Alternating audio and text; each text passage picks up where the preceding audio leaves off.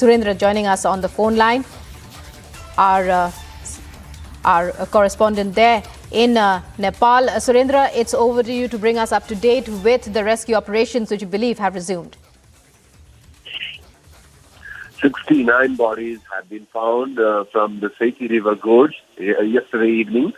As of yesterday evening, 6-7 hours after the crash, and three bodies still remain, missing in the river, in the deep gorge. So rescue workers are going to continue, searching for the bodies, and after they recover all the bodies, then they will be identified, which could be a very difficult process because the bodies are beyond recognition. They need to be verified with the genetic model and, all the other samples using toothbrush. Sometimes in worst cases, they use toothbrush from the family, from the survivor's home, and they identify with forensic tests and all that. And after that, the bodies will be handed over. If the bodies are recognizable, if the bodies can easily be identified, then there is no problem handing over. But if there is complication regarding identification, it will require some forensic process. One will take a lot of time. So rescue works are coming to an end, and hopefully by today they will, finish combing the area, and hopefully by today they will find all the three bodies that are missing from the gorge in Seti River gorge in Pokhara. Meanwhile, Surendra, what other updates can you give us as far as the investigation into the plane crash is concerned? For instance, is there any evidence that's been recovered from the crash site to help the investigators to find out what happened in those last few minutes? Our last few minutes were really tricky. The aircraft was, making its final approach to the runway, but then something probably went, horribly wrong. Nobody knows what exactly. Even officials don't know. The tower, the civil aviation tower, has no idea because it was not communicated by the pilot. And people on the ground, eyewitnesses, saw a plane moving really slow and moving really close, to their homes.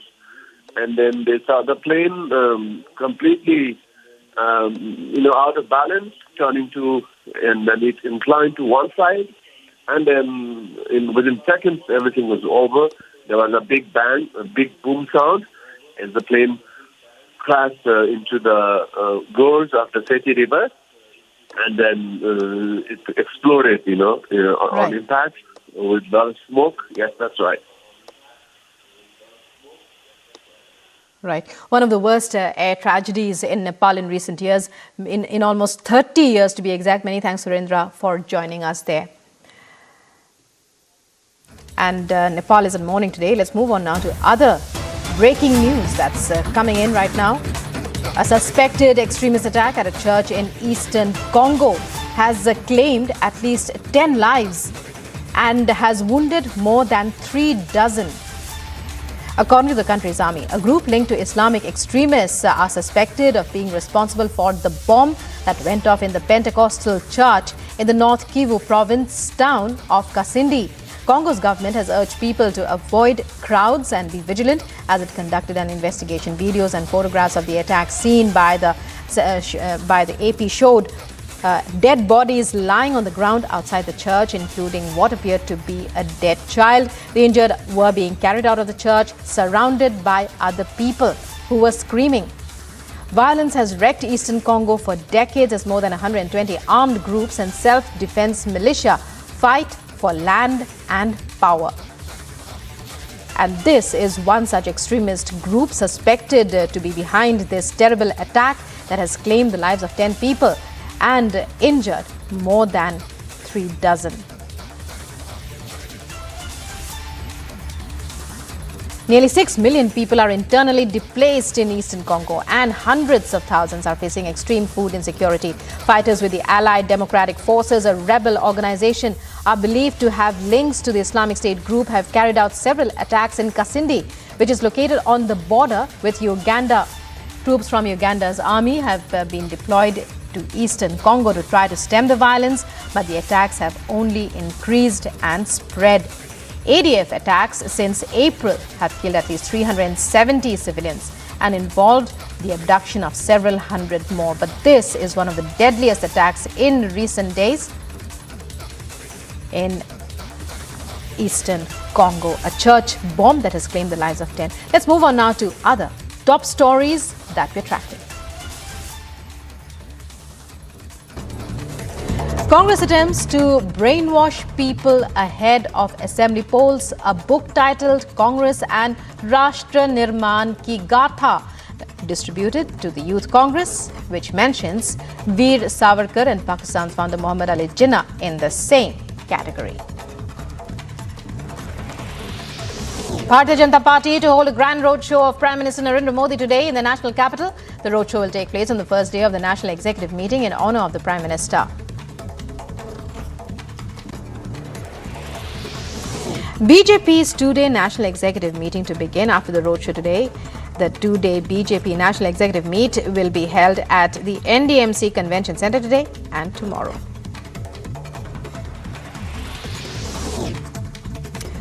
Amid the ongoing tussle with the Lieutenant Governor V.K. Saxena over governance issues, the Aam Aadmi Party government will convene a three-day session of the Delhi Assembly today. The sitting of the fourth part of the third session of the Assembly will be held in the national capital. The Supreme Court is scheduled to hear a plea seeking the court's intervention to declare the crisis in Uttarakhand's Joshi Math as a national disaster. Hearing in the plea to take place today. In a notice issued to BMC Commissioner Iqbal Chahal, ED has sought details of the alleged illegal award of contracts to Lifeline Hospital Management Services during the COVID pandemic. BMC Commissioner Iqbal Singh Chahal has also been asked to appear before the ED today.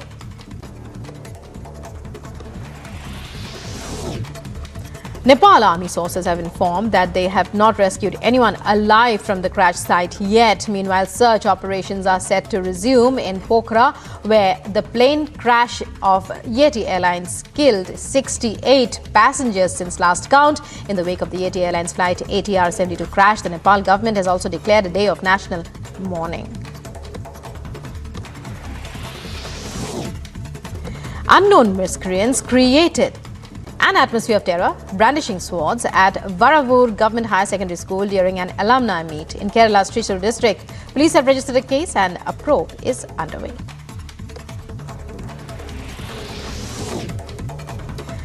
And unidentified miscreants looted around 40,000 rupees each in Faridkot. CCTV footage of the attack has been captured from the medical store at Dhilwan, Kalan village. Police investigations are underway. The World Economic Forum will commence its annual meeting in the city of Davos in Switzerland from today onwards and will continue till January 20th. The theme for this year has been decided as cooperation in a fragmented world. At least 4 union ministers and 3 chief ministers from India are to attend the summit.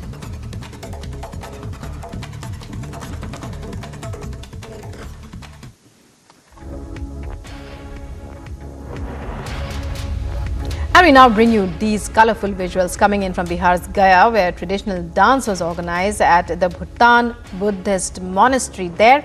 Take a look.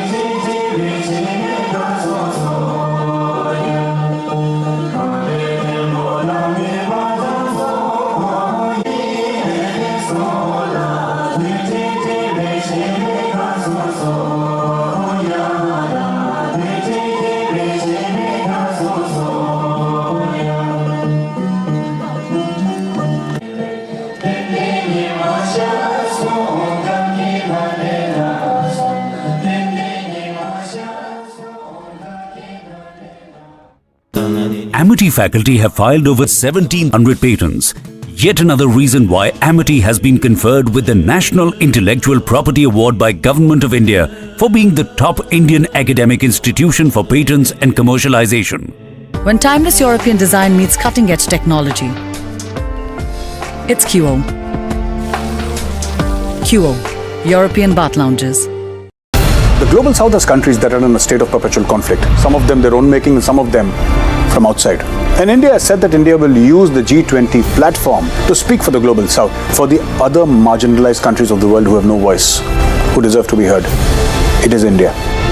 This is India's, I think, one of the many steps that India has taken towards diplomatic superpower status.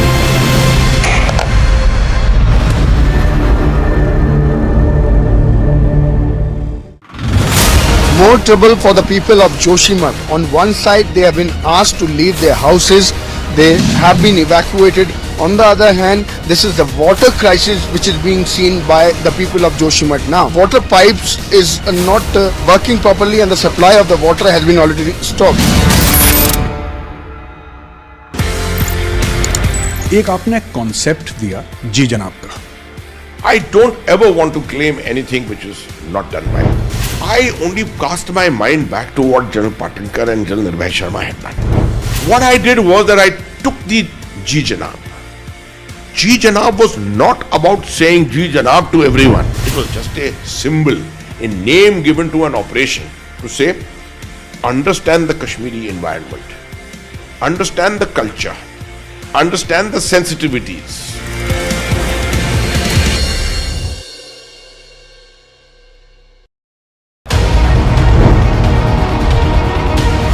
Republic, 47.3%. 394% more viewership for Republic TV than News 18 in super prime time. Content supremacy destroys the landing experiment. Republic TV, the All India number one.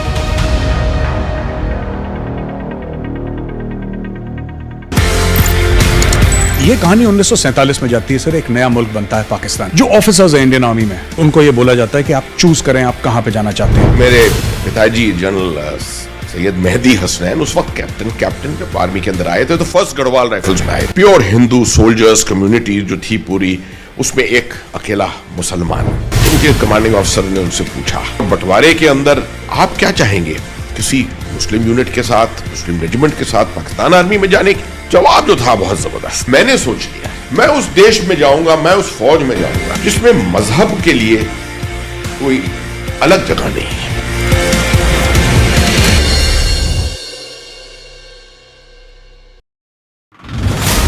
A stunning revelation has come to fore where the Delhi Police Special Cell Unit have arrested Jagjit Singh Jassa and Naushad over their involvement in terror activities and trying to disrupt the Republic Day parade. Now, there was another major breakthrough that was achieved by the Delhi Police Special Cell after it was able to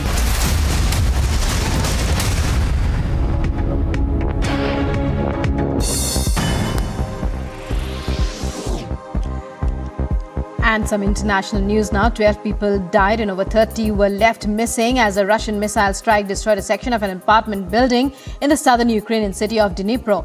Massive rescue operations underway. Thousands of residents also joined rescue workers at the scene to help clear the rubble. Meanwhile, Ukraine's President Volodymyr Zelensky has said he has spoken to UK Prime Minister Rishi Sunak about some very important matters regarding the defense strategy of Ukraine in the backdrop of the ongoing Russian attacks. Meanwhile, Russia has claimed that its forces have captured the Ukrainian town of Soledar. This comes a day after the Russian Defense Ministry acknowledged the act of Russian forces, claiming their act to be courageous and selfless action to capture Soledar.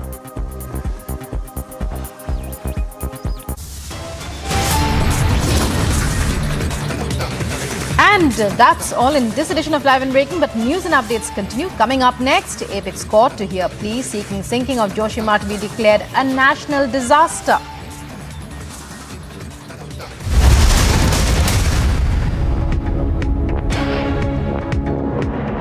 When timeless European design meets cutting-edge technology, It's QO. QO, European Bath Lounges. एक आपने concept दिया जी जनाब का. I don't ever want to claim anything which is not done by me. I only cast my mind back to what General Patinkar and General Nirbhay Sharma had done. What I did was that I took the Ji Janab. Ji Janab was not about saying Ji Janab to everyone. It was just a symbol, a name given to an operation to say, understand the Kashmiri environment, understand the culture, understand the sensitivities.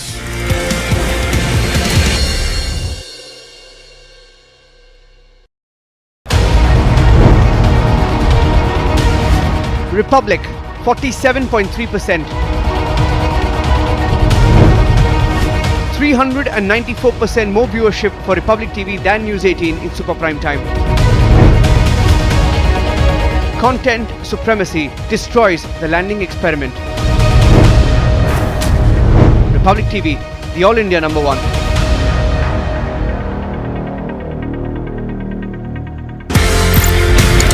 ये कहानी 1947 में जाती है sir. एक नया मुल्क बनता है पाकिस्तान. जो ऑफिसर्स हैं इंडियन आर्मी में, उनको ये बोला जाता है कि आप चूज करें आप कहां पे जाना चाहते हैं. मेरे पिताजी जनरल सैयद मेहदी हसनैन उस वक्त कैप्टन जब आर्मी के अंदर आए थे तो फर्स्ट गढ़वाल राइफल्स में आए. प्योर हिंदू सोल्जर्स कम्युनिटी जो थी पूरी, उसमें एक अकेला मुसलमान. उनके कमांडिंग ऑफिसर ने उनसे पूछा, बंटवारे के अंदर आप क्या चाहेंगे, किसी मुस्लिम यूनिट के साथ, मुस्लिम रेजिमेंट के साथ पाकिस्तान आर्मी में जाने की? जवाब जो था बहुत जबरदस्त. मैंने सोच लिया मैं उस देश में जाऊंगा, मैं उस फौज में जाऊंगा जिसमें मजहब के लिए कोई अलग जगह नहीं है.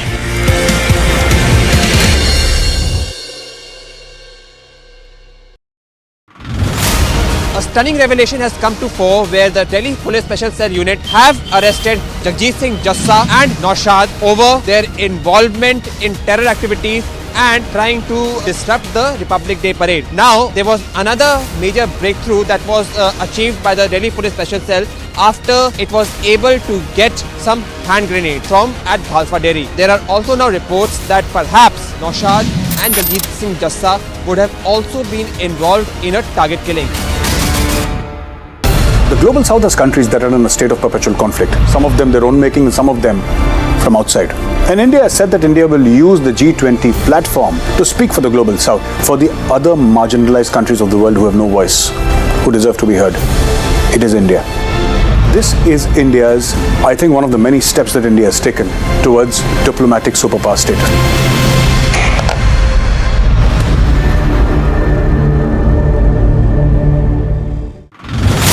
More trouble for the people of Joshimath. On one side, they have been asked to leave their houses. Top headlines at 9:30. It's going to be a mega Monday roadshow of the Prime Minister in the national capital this afternoon.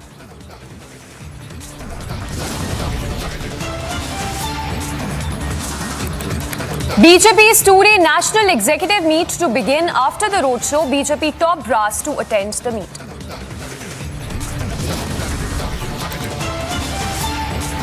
Congress targets Prime Minister ahead of roadshow, says Prime Minister rattled by Bharat Jodo.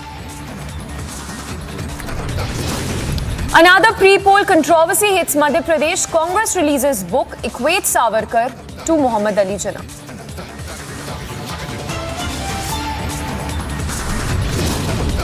Top court to hear a plea seeking sinking of Joshimath be declared as a national disaster. Rescue operations resume in Nepal's Pokhara. 68 deaths confirmed. Fate of 4 still unknown.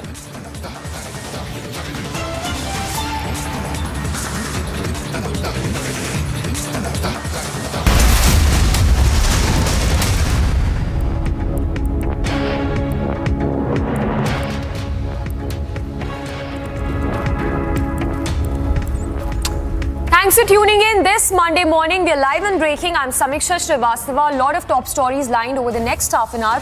Starting first with the news break coming in. This one in relation to the Prime Minister's roadshow, which will be held this afternoon. So the opposition that has started the politics over the roadshow, which will start this afternoon. In fact, remember the tweet that was earlier put out by Congress leader Jairam Ramesh, where he targeted the Prime Minister. In fact, just to read out the tweet where he said, and I quote once again, "An insecure Prime Minister rattled by the huge success of Bharat Jodo Yatra has got the BJP to organize a joke of a roadshow passing through a short distance in the national capital tomorrow. Such hollow choreographed events will only keep his drum beaters busy." So that's a tweet that was put out by Congress leader Jairam Ramesh. In fact, a reaction, a soundbite that has also come in from Jairam Ramesh. Let's listen into those remarks. Bharat जोड़ो यात्रा का असर है उन पर। हम लोग यहाँ 122 दिन से कन्याकुमारी से रोज 23-24 किलोमीटर चल रहे हैं और आज कुछ 2-3 घंटे के लिए एक छोटा सा रोड शो प्रधानमंत्री ने निकाला है, ये दिखाने के लिए कि वो अभी भी लोकप्रिय हैं। उनके लिए तो ये रोड शो इवेंट मैनेजमेंट है, हमारे लिए भारत जोड़ो यात्रा एक मूवमेंट है, एक जन आंदोलन है। ये घबराए हुए हैं, भोखलाए हुए हैं। And we have Harsha Madhurima Piyushori tracking all the latest on the National Executive Meet and the roadshow that will be held today.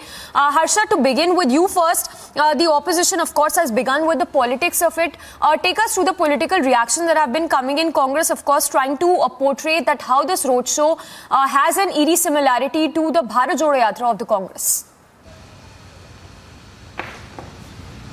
Exactly, Samisha. Now, Jairam Ramesh and the other Congress leaders are clearly stating that this is the impact of Bharat Jodo Yatra, that Prime Minister Narendra Modi, national capital, is doing a rally or a mega road show. But let me tell you that BJP is telling that the Congress leaders have got mindless with their comment, because this road show is something else. The National Executive Meeting or the Pravas Yojana, which is being planned by BJP leaders every time before the assembly election or the general election. Now, this is a very important executive meet, and if we talk about the PM's mega road show, it is in context with to welcome Prime Minister Narendra Modi after the big win in Gujarat. And after the winning in Gujarat, there has been no such roadshow or no such big meeting by the BJP leaders. But if we talk about National Executive, there will be Union Minister, there will be 12 state CMs, there will be Deputy CM, there will be 350 executive member. All are going to welcome Prime Minister Narendra Modi and thank him for winning Gujarat election. It was in his leadership that in the state of Gujarat, BJP has got such a plenty victory and an amazing landfill victory, and therefore it is a way to welcome Prime Minister. Therefore, a 20-minute mega roadshow is happening from Patel Chowk to NDMC Convention Centre. It will commence at 3 p.m. and will go till 3:30 p.m. and at 3:30 National Executive will commence. So BJP is clearly stating that Congress leaders have gone senseless with their mindless comments. They are not looking into it, because this Bharat Jodo Yatra is something which is a Congress Todo Yatra, which BJP has been stating since first day. But this is a way to welcome the Prime Minister. What BJP leaders are doing here in National Capital, and that's a mega roadshow which has been planned from Patel Chowk. All the traffic advisories have been issued. There will be a Samisha 2-hour traffic diversion on the streets of National Capital from Patel Chowk to the Janpat Lane till the reaching point NDMC Convention Centre. It is a very big executive meeting, because the strengthening, planning, organizational strengthening of the booth level team will be decided in this National Executive meeting. How to commence and how to start the preparation for the 2024 general elections and the ahead of upcoming assembly elections, which are in Karnataka, Telangana, MP, Chhattisgarh and Rajasthan. So these will be the brainstorming sessions which will be held in the National Executive meeting, and PM roadshow ahead of that National Executive meeting. Samiksha, back to you. Harsha, stay with us, and like you're telling us, this Bharat Jodo Yatra and the roadshow has no similarity whatsoever, because this roadshow would cover approximately a distance of 1 kilometer. Talk to us about the key attendees of this National Executive meet as well, because from what we understand that 12 chief ministers will be taking part in this National Executive meet that will, of course, be taking place in 2 days' time, today and tomorrow, that is. Exactly, Samiksha. There will be 12 chief minister. There will be 5 deputy CMs. There will be 35 union minister. There are 37 state president and 350 executive members who are participating in this national executive meeting. And before that, there's a very important meeting which is right now will start in a short time at the BJP party headquarters, from where my colleague Madhurima is reporting. There exactly is the meeting of office bearers and the general secretaries, where also the profile of the meeting, what in the executive members, the office bearers and general secretaries are going to keep from their side, that is going to be discussed in that meeting, which will be held at 10 a.m. But if we talk about national executive meeting, the elections in Madhya Pradesh, Chhattisgarh, Rajasthan, Karnataka, Telangana becomes very important for the party. Therefore, the view of the state CMs and the view of the 35 union minister and the state presidents will be taken, how to proceed ahead and how to start prepping for it from now when the national executive meeting ends. Samiksha, back Absolutely, to you. Harsha. Thank you for the moment. So all eyes on that Prime Minister's mega roadshow that will be covered from Patel Chowk to Sansad Marg and would cover approximately 1 kilometer. Thank you for the moment, Harsha. So closely tracking all the updates coming in with the opposition also trying to politicize it and questioning whether it is similar to the Bharat Jodo Yatra of the Congress party. And a roundup of news in brief. Congress attempting to brainwash people ahead of the assembly polls. A book titled Congress and Rashtra Nirman Ki Gatha being distributed to the Youth Congress now, which mentions V.D. Savarkar and Muhammad Ali Jinnah in the same category. BJP spokesperson Shehzad Poonawalla hit out at the Congress for releasing a book which equates Savarkar to Muhammad Ali Jinnah. BJP has alleged that Congress is attempting to distort history through lies and propaganda once again. Once again, the Congress is back to doing what it does best, distort history and try to brainwash youth and the people through lies and propaganda in its attempt to whitewash the sins of Muhammad Ali Jinnah. The book written by Congress leader Kamal Nath tries to equate and equalize Muhammad Ali Jinnah with Veer Savarkar ji, in a sense trying to downplay the actions of Muhammad Ali Jinnah which were responsible for partition, and they try to put the blame on Savarkar ji. As S.S. Rajamouli's magnum opus RRR has won the Best International Film Awards at the 28th Annual Critics' Choice Awards after winning the prestigious Golden Globe Award for Natu Natu in the Best Original Song category. RRR makes big win yet again. A day after Delhi Deputy Chief Minister Manish Sisodia's office saw a visit by CBI officials amid probe into the liquor gate, the ruling Aam Aadmi Party is now hit out at the probe agency. AAP's chief spokesperson Saurabh Bhardwaj said that the CBI must inform before visiting the office. मुख्यमंत्री का दफ्तर है, बाकायदा जिस दिन दफ्तर खुलता है उस दिन आइए, अफसर को चिट्ठी लिख दीजिए कि हमको ये चीजें लेनी है, हम वो लेने आ रहे हैं। भाई वो कोई इंडिया गेट कोई ना है कि वहां पे टहलते टहलते आपने जो है कुछ उठा लिया। भाई उप मुख्यमंत्री का दफ्तर है, छुट्टी वाले दिन आप वहां पे जाते हैं,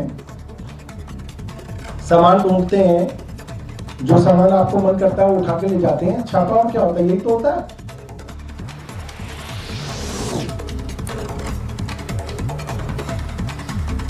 Authorities in J&K have now issued an avalanche warning with low danger level for 11 districts.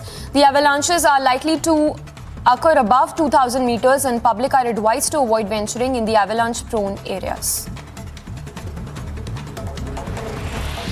Ahead of the Union Budget, Finance Minister Nirmala Sitharaman said that she's aware of the pressure on the middle class and recalled that the present government has not imposed any fresh taxes on the middle class category.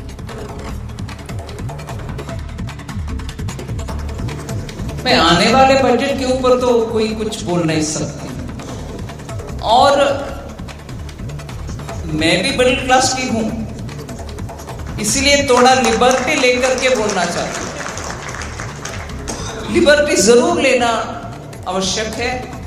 Middle class का pressures को मैं समझ पा रही हूं। I identify myself with middle class, so I know. But एक विषय में सरकार के अब तक के काम के ऊपर भी आपके सामने रखना चाहते थे। कोई नया टैक्स मिडिल क्लास के ऊपर नहीं है अब तक। Nepal Prime Minister Pushp Kamal Dahal will be visiting India on his first foreign trip in late February or early March. Sources say that the Nepal Prime Minister's visit will reportedly take place after the election of the new president in Nepal. The Bharatiya Janata Party will hold a grand roadshow of Prime Minister Modi today in the national capital. The roadshow will take place on the first day of the National Executive Meet in honor of the Prime Minister. Ahead of Prime Minister's roadshow in the national capital, Congress leader Jairam Ramesh targeted the Prime Minister, calling him insecure. He further added that the Prime Minister is rattled by the huge success of Bharat Jodo Yatra. Unidentified miscreants were seen looting around 40,000 in cash from a medical shop owner at gunpoint in Punjab's Faridkot. The CCTV footage of the attack has been captured from the medical store at Dhilwan Kalan village in the area.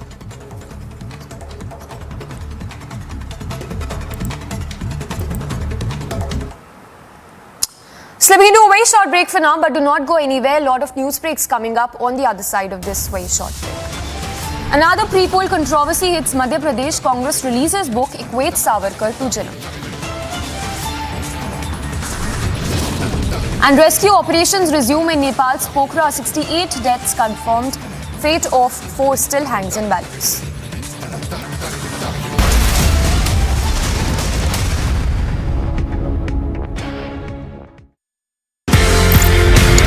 ये कहानी 1947 में जाती है sir. एक नया मुल्क बनता है पाकिस्तान। जो ऑफिसर्स हैं इंडियन आर्मी में, उनको ये बोला जाता है कि आप चूज करें आप कहां पे जाना चाहते हैं। मेरे पिताजी जनरल सैयद मेहदी हसनैन उस वक्त कैप्टन जब आर्मी के अंदर आए थे तो फर्स्ट गढ़वाल राइफल्स में आए। प्योर हिंदू सोल्जर्स कम्युनिटी जो थी पूरी, उसमें एक अकेला मुसलमान। उनके कमांडिंग ऑफिसर ने उनसे पूछा बंटवारे के अंदर आप क्या चाहेंगे, किसी मुस्लिम यूनिट के साथ, मुस्लिम रेजिमेंट के साथ पाकिस्तान आर्मी में जाने की? जवाब जो था बहुत जबरदस्त। मैंने सोच लिया मैं उस देश में जाऊंगा, मैं उस फौज में जाऊंगा जिसमें मजहब के लिए कोई अलग जगह नहीं है।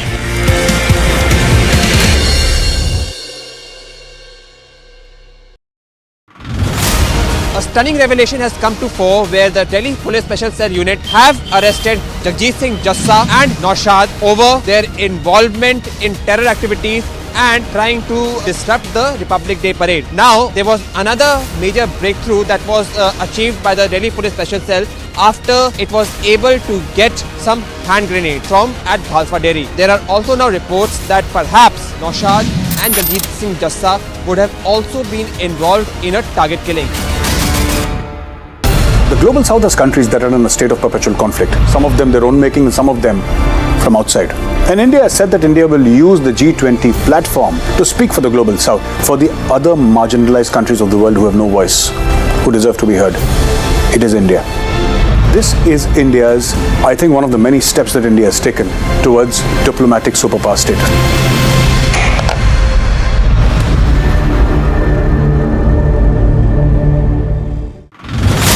More trouble for the people of Joshimath. On one side, they have been asked to leave their houses. They have been evacuated. On the other hand, this is the water crisis which is being seen by the people of Joshimath now. Water pipes is not working properly and the supply of the water has been already stopped. एक आपने concept दिया जी जनाब का। I don't ever want to claim anything which is not done by me. I only cast my mind back to what General Patinkar and General Nirbhay Sharma had done. What I did was that I took the Ji Janab. Ji Janab was not about saying Ji Janab to everyone. It was just a symbol, a name given to an operation to say, understand the Kashmiri environment, understand the culture, understand the sensitivities.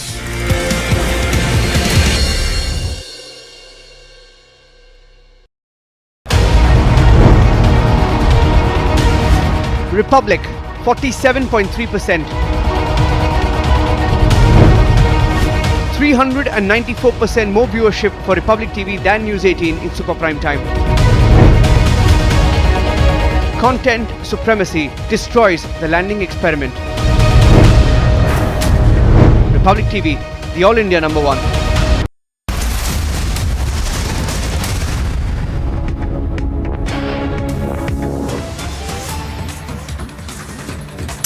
All right, latest coming in on the death threat calls that were made to Union Minister Nitin Gadkari. We're now given to understand that a team of Maharashtra cops visited the Hindalga jail after they got to know that inmate had made threat calls to Union Minister Nitin Gadkari at his Nagpur office. We're given to understand that the caller who made these threat calls claimed that he was a member of gangster Dawood Ibrahim's team and even threatened to assassinate the minister. Identified himself and also gave a mobile number to call back, saying it was his number. So the latest coming in, the visuals on your screens as well of the Maharashtra cops who visited the Hindalga jail after those threat calls that were made to Union Minister Nitin Gadkari at his Nagpur office. We're also given to understand that the team of Nagpur police arrived in Belagavi and spoke to the jail authorities and suspected the inmate. The Belagavi city police has assisted them in the inquiry. The accused, meanwhile, has denied making those threat calls to Union Minister Nitin Gadkari. Meanwhile,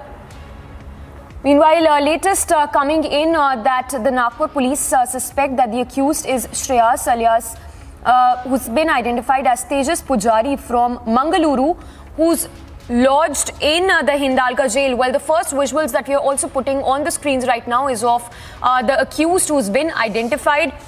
We're given to understand that the Belagavi police is also assisting the Maharashtra cops in carrying out the inquiry into those threat calls that were made to Union Minister Nitin Gadkari. So the first visuals on your screens of the accused who's been identified, the Belagavi city police that is assisting the Maharashtra police in carrying out the investigation after those threat calls were made to Union Minister Nitin Gadkari. The image on your screens is of the accused who's been identified as Jayesh Pujari, who has been imprisoned in Hindalga jail for extortion, murder and attempt to murder as well. So the first visuals on the screens right now is of the accused who's been identified as Jayesh Pujari. He's been lodged in the Hindalga jail for crimes including extortion, murder and attempt to murder as well. So those are the details that are just coming in. In fact, let's play out that reaction that is coming from the Maharashtra Deputy Chief Minister Devendra Fadnavis on the threat calls that were made to Union Minister Nitin Gadkari. देखिए उसको जो माननीय गडकरी जी को धमकी आई थी उसको हमने trace किया और तुरंत ऐसा ध्यान में आया कि ये कॉल कर्नाटक बेलगांव से हुआ है। तुरंत नागपुर पुलिस ने बेलगांव पुलिस की मदद ली और बेलगांव के कमिश्नर से बात करके उसको ट्रेस किया गया। तब ऐसा ध्यान में आया कि एक व्यक्ति वहां की जेल में है, उस व्यक्ति ने थ्रेट कॉल किया है। अब उस तक मोबाइल कैसा पहुंचा, उसने किसके माध्यम से किया, क्यों किया, इसकी सारी जानकारी ली जा रही है। कर्नाटक की पुलिस भी हमको इसमें मदद कर रही है और इसकी सारी तफ्तीश अपनी एक टीम ने की है। लेकिन जब तक इसके पीछे का मोटिव ध्यान में नहीं आता तब तक ये तफ्तीश जारी रहेगी। All right, so there you heard the reaction that is coming from the Deputy Chief Minister of Maharashtra. Prajwal, we're given to understand that Amitesh Kumar, the COP of Nagpur, has also responded to this. Take us through what you've been picking from the Belagavi police that is assisting the Maharashtra cops in this investigation.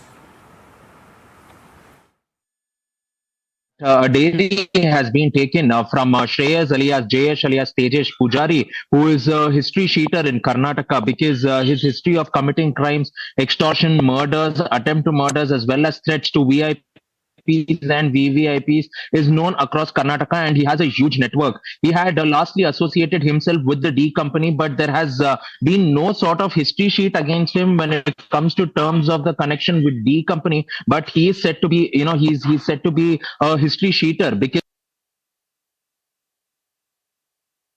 there are several cases which has been registered against Jayesh Pujari, and in the latest now we get to learn that one of the major cases that has been one of the cases that has been registered against Jayesh Pujari in 2008 was for murder as well as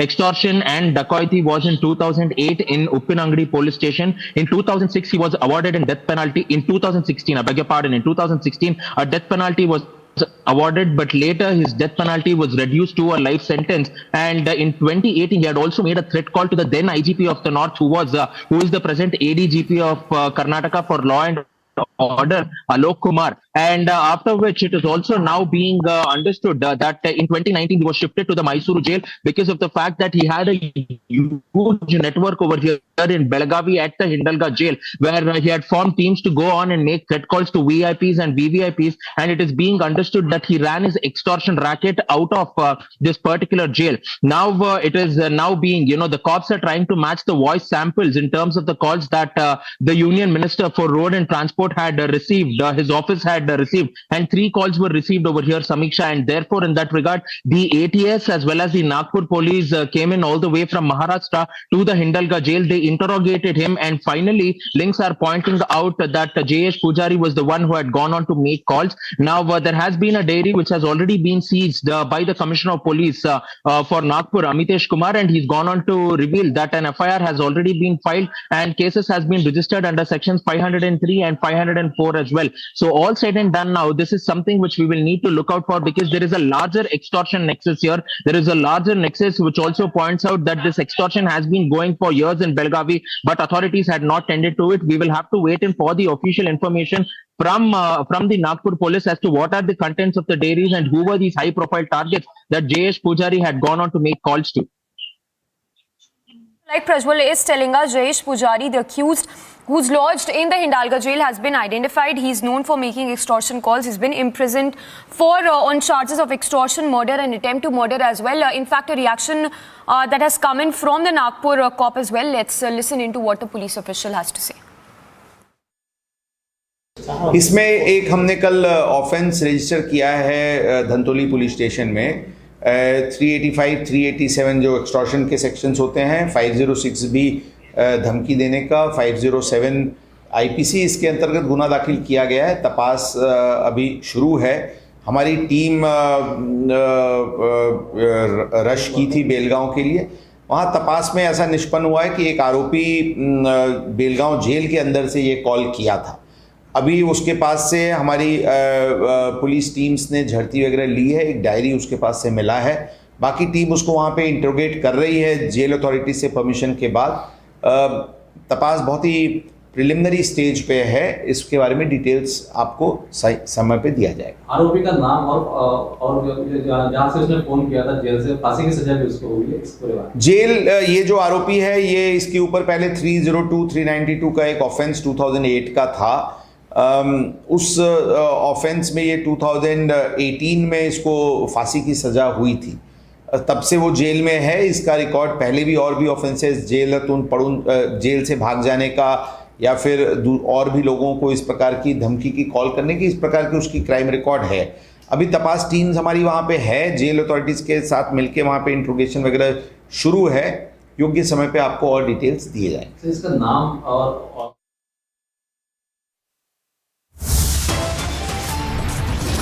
The National Executive Meet will begin today after a roadshow by the Prime Minister. JP Nadda has arrived here at the national headquarters of the Bharatiya Janata Party to overlook the office bearer meeting. Stay tuned to Republic TV. We'll be right back after a very short break to keep you ahead of all the political outcomes from the National Executive Meeting.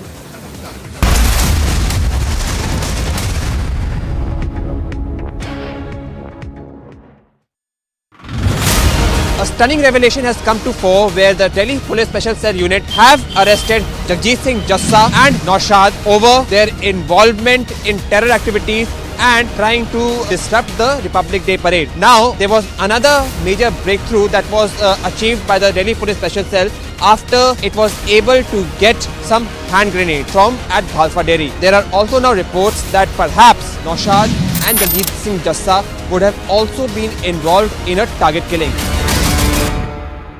The global south has countries that are in a state of perpetual conflict. Some of them their own making, and some of them from outside. And India has said that India will use the G20 platform to speak for the global south, for the other marginalized countries of the world who have no voice, who deserve to be heard. It is India. This is India's, I think, one of the many steps that India has taken towards diplomatic superpower status.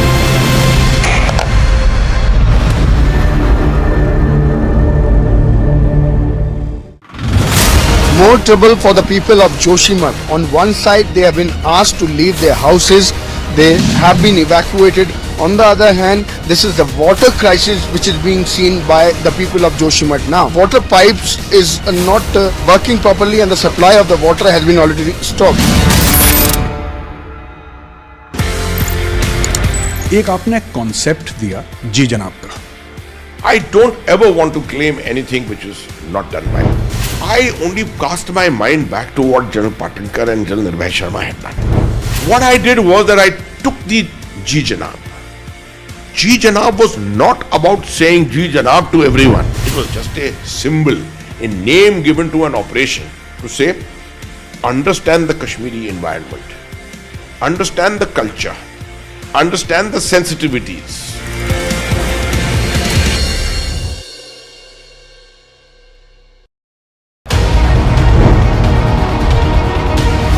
Republic, 47.3%.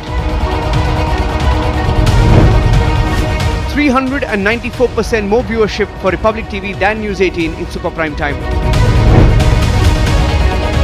Content supremacy destroys the landing experiment. Republic TV, the All India #1.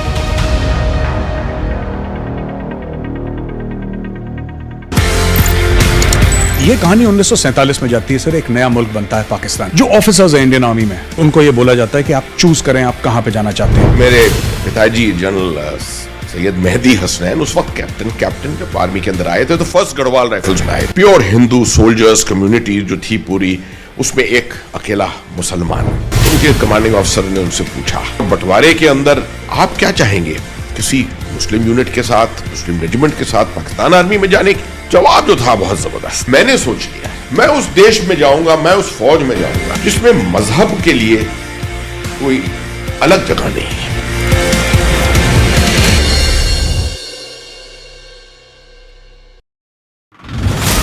A stunning revelation has come to fore where the Delhi Police Special Cell Unit have arrested Jagjit Singh Jassa and Naushad over their involvement.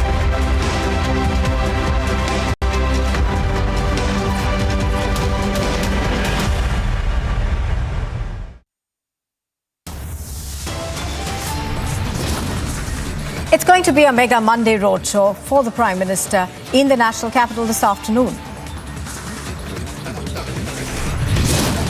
The BJP's two-day national executive meeting will be beginning after the roadshow. Prime Minister as well as top BJP leaders will be attending it.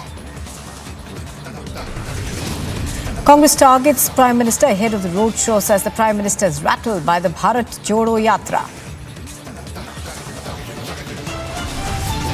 Another pre-poll controversy hits Madhya Pradesh. The Congress releases a book equates Veer Savarkar to Muhammad Ali Jinnah.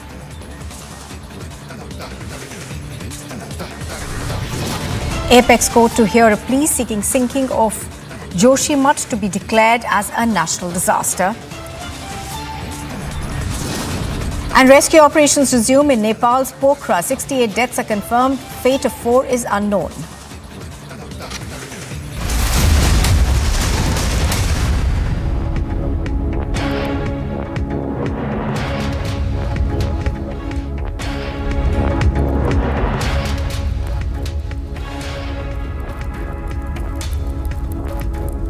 Good morning and welcome. You are watching live and breaking on Republic TV. I'm Nupur Talwar Suri. We begin with news that's just coming in from Pakistan at the moment. The Prime Minister there, Shehbaz Sharif, has said that it is embarrassing for him to seek more loans from friendly countries, saying that it is not a permanent solution for cash-strapped countries' economic challenges. The Prime Minister has regretted that during the past 75 years, different governments, whether headed by political leaderships or military dictators, could not address the economic issues. Sharif said that it was really him to ask further loans while lauding the Kingdom of Saudi Arabia for financial support. Joining me on the phone line is our consulting editor, Major Gaurav Arya. Major Gaurav Arya, good morning. Aren't the chickens coming home to roost now as far as Pakistan is concerned? I mean, they have concentrated and focused on everything else apart from their own economic woes, and those, of course, have piled up over the years now. So see, Shehbaz Sharif saying that, it's embarrassing to ask friendly country for loans. He has said this before. His brother Nawaz Sharif has said this before. In fact, Imran Khan went on to say that he will commit suicide before asking for loans or aid from other countries, especially the IMF. But Imran Khan is on record as to having taken the most or, the maximum amount of loans in the history of Pakistan. So this is all lip service. This is just to tell the people of Pakistan that, listen, we're very heartbroken. We don't want to take loans. But what can we do? The situation is like that we have to take loans, etc. But all of them are happy to take loans. Let me just give you a small example. Billions of dollars were given to fight COVID. Pakistan was funded, and billions of dollars worth of equipment and cash were given to Pakistan to fight COVID. Where is that money? Where is the money for building of dams, which they had collected? There are so many things. People have given money for these floods. Where is that money? So, you see, all the money is siphoned off. It goes off into bank accounts in London, in Dubai, in other places in Europe, America. So this is what happens. This is just a screensaver that we are ashamed and we don't like taking loans. Of course they like taking loans. That is where the money comes from. Otherwise, tell me, what does Pakistan manufacture? What does Pakistan make? What economy does Pakistan have? It is just grants and loans that is keeping Pakistan afloat, mostly for its 75 years of existence. Absolutely. And this statement, of course, does come once again at the point that Pakistan will be asking for a bigger loan from the IMF soon enough. So you see this as just hogwash, is it? Absolutely. It's absolutely hogwash. It's absolute hogwash. And this is just, domestic signaling. Telling the people of Pakistan that, what can I do? And ye hamari majboori hai. We have to take a loan. Otherwise, the country will sink. They don't mean it. I mean, as I said before, Imran Khan said he'll commit suicide. And after saying he'll commit suicide, he went on to take perhaps the biggest loans in the history of Pakistan. So that is Pakistan for you. They say one thing and mean exactly the opposite. Nothing which needs to be taken seriously. They are already preparing to ask Saudi again for loans. They have already sent another mission, are planning to send another mission to China on a begging spree. And this will continue. You see, even if they get the money, let us say they get the money. What are they going to do after 2 months? This money will last for 2 months. Then what they will do? There is no economic plan. Has Shehbaz Sharif shared an economic plan? Has Imran Khan, who wants to become the Prime Minister of Pakistan, actually shared what he will do once he comes back to power? No. They don't have any plan. They don't have any vision. There is no policy. It is just that keep giving us money and forget about it. They have also said, the Pakistani businessmen and industrialists have got together with their 3 days back advised Shehbaz Sharif that ask for loan forgiveness. Tell the world that, sorry, we can't pay. They don't realize that this is what bankrupt economies do. So this is Pakistan almost unofficially declaring bankruptcy, saying that we can't pay you back. And that's what they're saying. Tell the world, ask them for loan forgiveness. We are sorry we can't pay back what we took from you. That's it. Right. Right, Major Arya, appreciate your speaking to us and joining us on that. So, Major Gaurav Arya, of course, feeling that this, at this point, is just another statement that's coming in from Pakistan. And the reality of it, of course, is that if Pakistan doesn't get these loans from world organizations, including the IMF, which, by the way, refused them a loan in November 2022, the IMF had released a statement saying that they cannot release a pending payment of about $1.18 billion due to the government's unwillingness to meet certain demands, including assurances from Pakistan on increasing energy rates, imposing more taxes and artificial control over the exchange rate. I do remember that Pakistan, of course, has been beset by economic woes for a while now. The devastating floods, of course, only just added to that situation. There is a forex crunch which the country is currently facing. And just to give you a bit of data, The country is in the midst of a severe cash crunch as well, with foreign exchange reserves of the SPP, that is the State Bank of Pakistan, depleting to about 5.567 billion during the week, that ended December 30th, 2022. So obviously things aren't looking good at all for Pakistan. Joining me right now on the broadcast is Mr. Sushant Sareen. Mr. Sareen, good morning. How do you see the statement that's coming in from Shehbaz Sharif, where he says that it doesn't behove nuclear power to go to the world with a begging bowl? But the fact of the matter is that they're pretty badly off, and there really is no option for them. Yeah, let me just correct you on your data on how badly off they are. Their foreign exchange reserves are likely to fall this week under $4 billion, which is just about 2.5 weeks of imports. And that's as close to default as you can be. The next stage is defaulting and then becoming a Sri Lanka on steroids. So that's how bad the economic situation is. What Prime Minister Shehbaz Sharif said is really a statement of fact. It shows the kind of embarrassment these people are going through, but this is an embarrassment that people like Shehbaz Sharif, Imran Khan, and Bonnie and Clyde's son Bilawal Bhutto have brought upon their country. Because these people have looted and pillaged in their country so badly, including in conjunction with the Pakistani armed forces, that they are now literally running on empty. They spend other people's money thinking that there is no payback, but that payback time has come.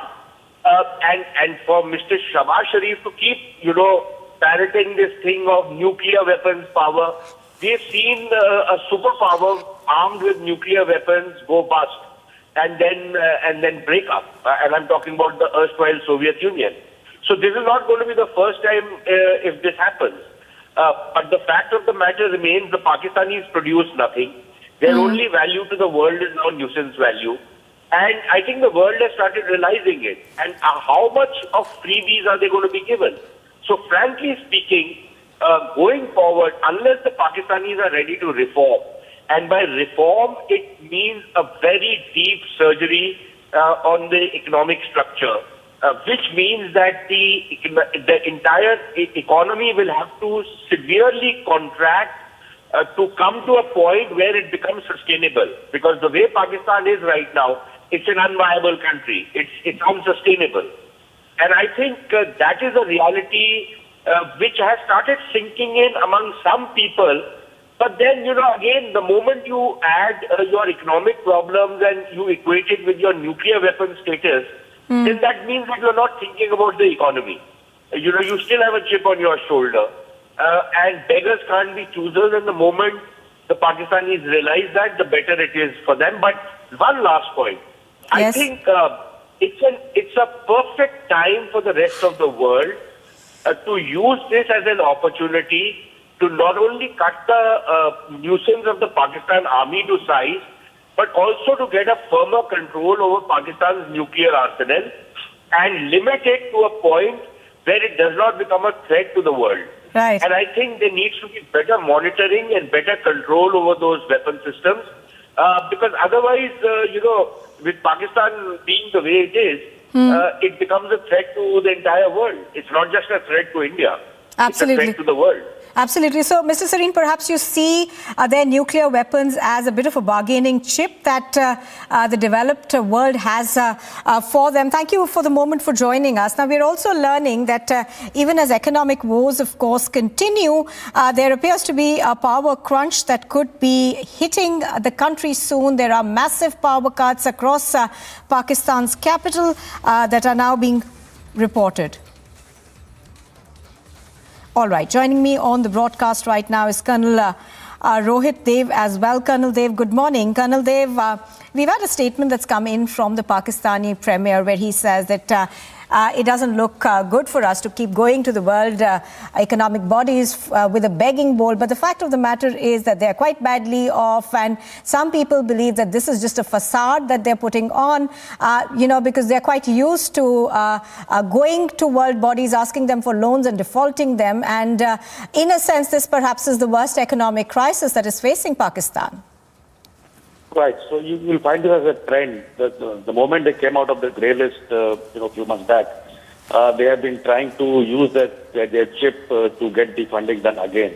Now, these two countries specifically, UAE and Saudi Arabia, are the countries which are oil-rich countries who actually control the economics of the world.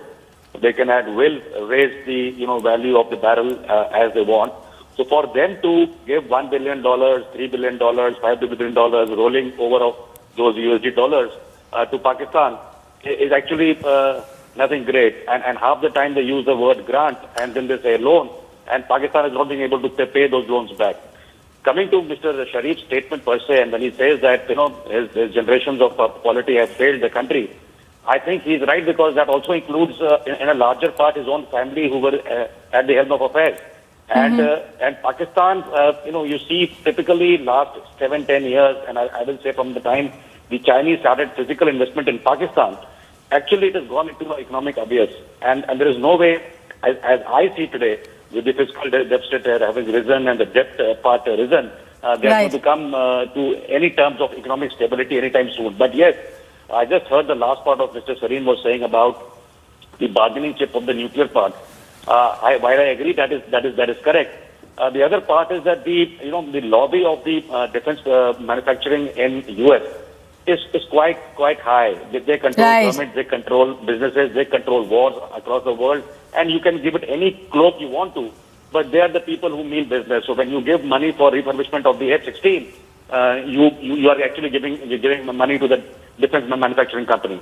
So that is the way they have been. But to take autonomous control of the assets of nuclear type from Pakistan by any country, I don't think so. That's going to happen. You can have a leverage by saying we're giving you money and we need to seek controls. But physical control is something which is quite offset. Is not going to come through. And Pakistan remains on that. You see, for the long time they said nuclear bogey with India, and we called out their bluff a few years back. So that's the way it is going to be now. And I don't think so. We should give too much of credence to the statement of Mr. Sharif. Absolutely. Because, he will remain in that economic turmoil. He will keep seeking funds. The Islamic Caliphate dream will continue. How to cut India to size by getting these funds is their main aim. They have been devoid of this fund for the last 7 years to actually beef up their terrorist activities against India per se and call Kashmir with any confidence. So I think that is where it is all going. And I don't think so they're going to come out of this economic abyss anytime soon. Absolutely. Colonel Rohit Dev, appreciate your speaking to us on Republic TV. Thank you for joining us. So as Colonel Rohit Dev is pointing out, of course, perhaps we could, the world economic bodies could use their nuclear weapons as a leverage, but nothing more than that.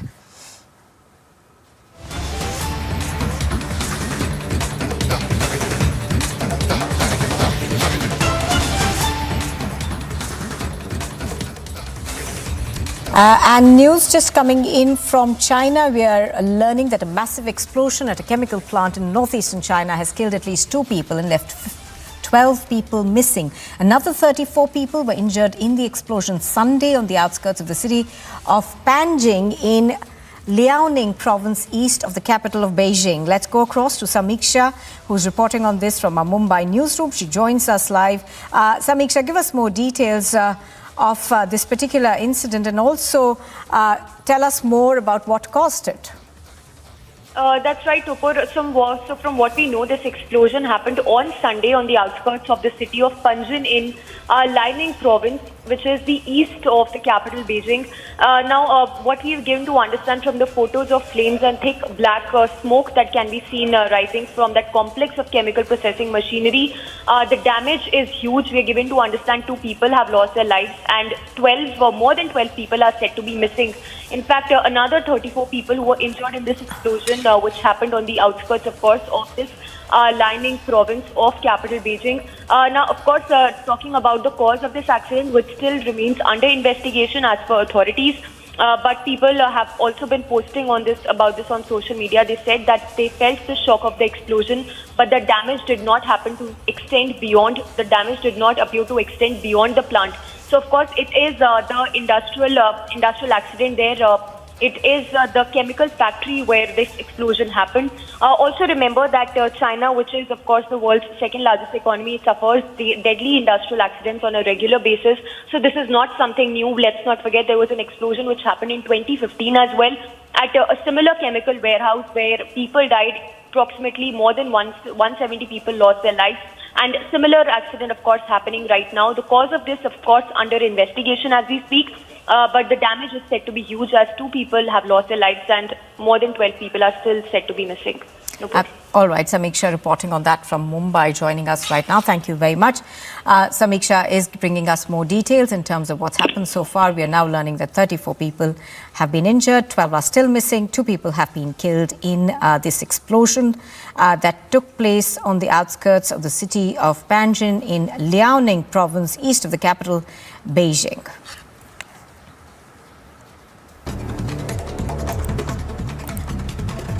A look at the top news stories we are tracking this morning.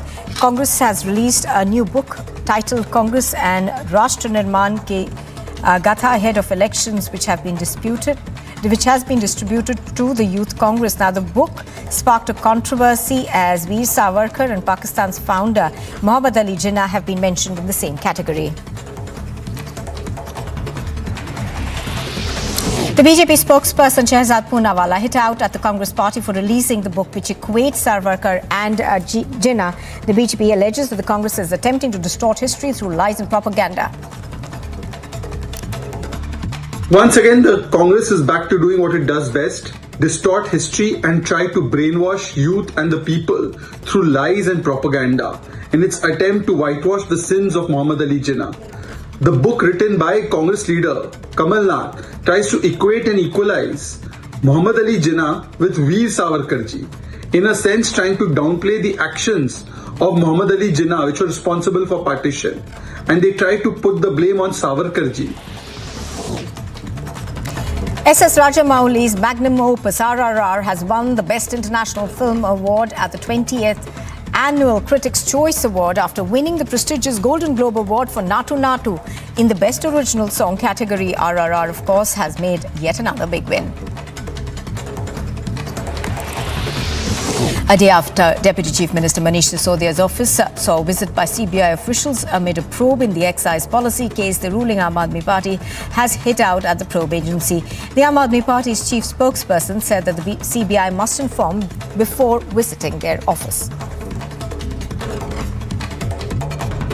मुख्यमंत्री का दफ्तर है, बाकायदा जिस दिन दफ्तर खुलता है उस दिन आइए, अफसर को चिट्ठी लिख दीजिए कि हमको ये चीजें लेनी है, हम वो लेने आ रहे हैं।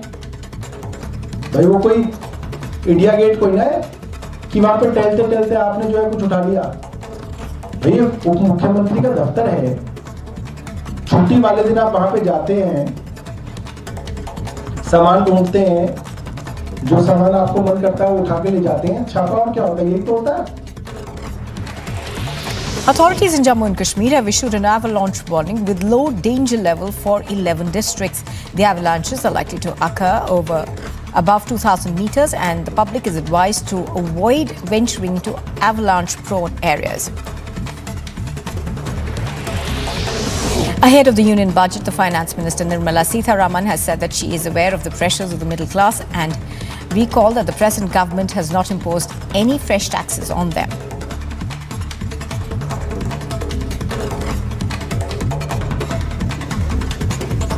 मैं आने वाले बजट के ऊपर तो कोई कुछ बोल नहीं सकती हूँ, और मैं भी मिडिल क्लास की हूँ, इसीलिए थोड़ा लिबर्टी लेकर के बोलना चाहती हूँ। लिबर्टी जरूर लेना आवश्यक है। मिडिल क्लास का प्रेशर्स को मैं समझ पा रही हूँ। I identify myself with middle class, so I know.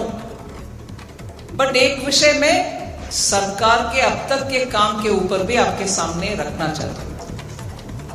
कोई नया टैक्स मिडिल क्लास के ऊपर नहीं है अब तक। Nepal's Prime Minister Pushpa Kamal Dahal is likely to visit India on his first foreign trip in late February or early March. Sources say that his visit will reportedly take place after the election of the new president. The BJP will be holding a grand roadshow of the Prime Minister Narendra Modi today in the national capital. The roadshow will take place on the first day of the National Executive meeting in honor of the PM. A team of the Nagpur police has visited Hindalga jail in Belgavi to speak to authorities and question Jayesh Pujari. Pujari is an inmate who allegedly made threat calls to Nitin Gadkari's office.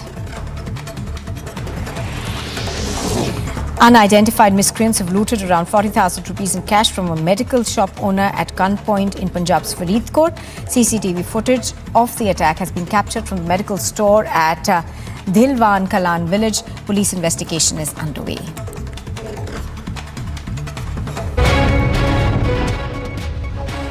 Rescue operations have been launched by police, army as well as the SDRF as far as the Sarbal, Gandarbal is concerned, because 172 labourers who have been working on the Zojila tunnel today morning have been shifted to the safer location. Yesterday evening the place witnessed 2 launches, and because of their launch the minor damage was reported to one of the sheds located in this very area, although the administration has already issued an alert, and also the Met has said that the people living near the snowbound areas should move to the safer location. Met has predicted the dry weather till 18th of this month, and then from 19th onwards the fresh weather disturbances will affect the Jammu and Kashmir. We have been seeing the Jammu and Kashmir witnessing the fresh snowfall, and also because of which the train as well as the flight system got disturbed. We are seeing the rescue operation continuing as far as Sonmarg, Gandarbal is concerned.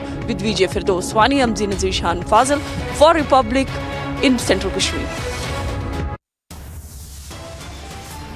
You are watching Republic TV. On the other side, the Apex Court is likely to hear a plea seeking the sinking of Joshimath to be declared as a national disaster.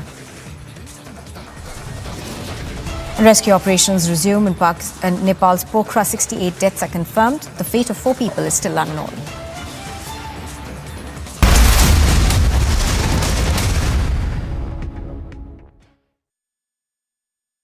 When timeless European design meets cutting-edge technology, it's QO. QO, European bath lounges. More trouble for the people of Joshimath. On one side, they have been asked to leave their houses.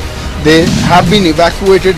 On the other hand, this is the water crisis which is being seen by the people of Joshimath now. Water pipes is not working properly, and the supply of the water has been already stopped. एक आपने concept दिया जी जनाब का. I don't ever want to claim anything which is not done by me. I only cast my mind back to what General Patinkar and General Nirbhay Sharma had done. What I did was that I took the Ji Janab. Ji Janab was not about saying Ji Janab to everyone. It was just a symbol, a name given to an operation to say, understand the Kashmiri environment, understand the culture, understand the sensitivities.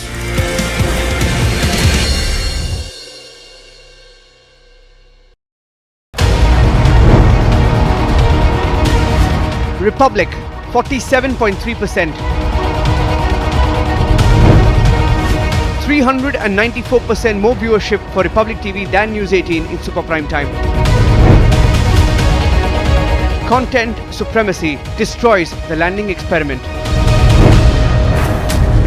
Republic TV, the All India #1.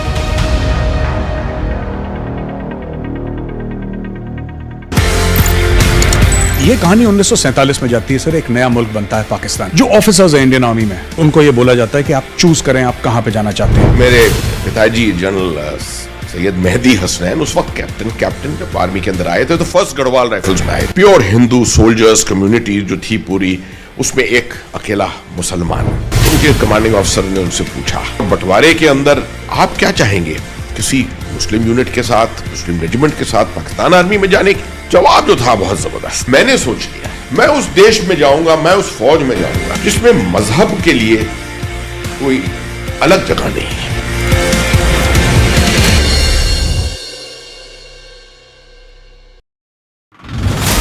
A stunning revelation has come to fore where the Delhi Police Special Cell Unit have arrested Jagjit Singh Jassa and Naushad over their involvement in terror activities and trying to disrupt the Republic Day parade. Now, there was another major breakthrough that was achieved by the Delhi Police Special Cell after it was able to get some hand grenades from at Bhalfa Dairy. There are also now reports that perhaps Naushad and Jagjit Singh Jassa would have also been involved in a target killing. The global south has countries that are in a state of perpetual conflict. Some of them their own making and some of them from outside. And India has said that India will use the G20 platform to speak for the global south, for the other marginalized countries of the world who have no voice, who deserve to be heard. It is India. This is India's, I think, one of the many steps that India has.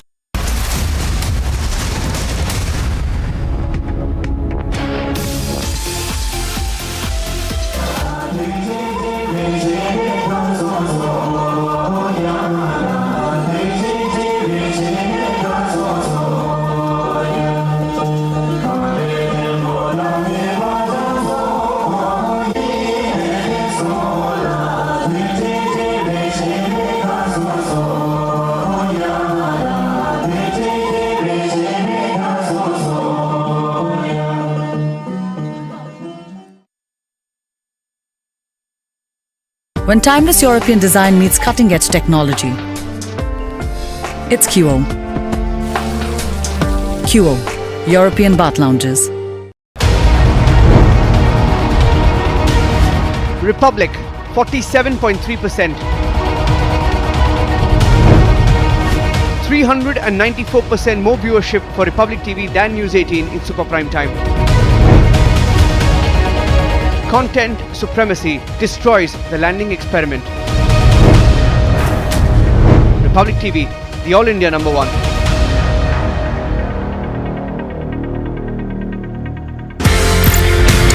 ये कहानी 1947 में जाती है sir. एक नया मुल्क बनता है पाकिस्तान। जो ऑफिसर्स हैं इंडियन आर्मी में, उनको ये बोला जाता है कि आप चूज करें आप कहां पे जाना चाहते हैं। मेरे पिताजी जनरल सैयद मेहदी हसनैन उस वक्त कैप्टन जब आर्मी के अंदर आए थे तो फर्स्ट गढ़वाल राइफल्स में आए। प्योर हिंदू सोल्जर्स कम्युनिटी जो थी पूरी, उसमें एक अकेला मुसलमान। उनके कमांडिंग ऑफिसर ने उनसे पूछा, बंटवारे के अंदर आप क्या चाहेंगे, किसी मुस्लिम यूनिट के साथ, मुस्लिम रेजिमेंट के साथ पाकिस्तान आर्मी में जाने की? जवाब जो था बहुत जबरदस्त। मैंने सोच लिया मैं उस देश में जाऊंगा, मैं उस फौज में जाऊंगा जिसमें मजहब के लिए कोई अलग जगह नहीं है।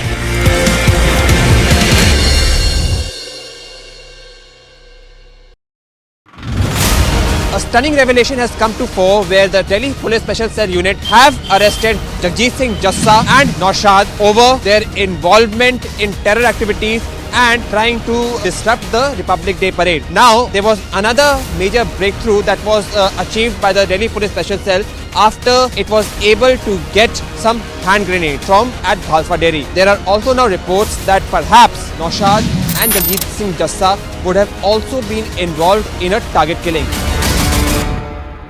The global south has countries that are in a state of perpetual conflict. Some of them their own making and some of them from outside. And India has said that India will use the G20 platform to speak for the global south, for the other marginalized countries of the world who have no voice, who deserve to be heard. It is India. This is India's, I think, one of the many steps that India has taken towards diplomatic superpower status.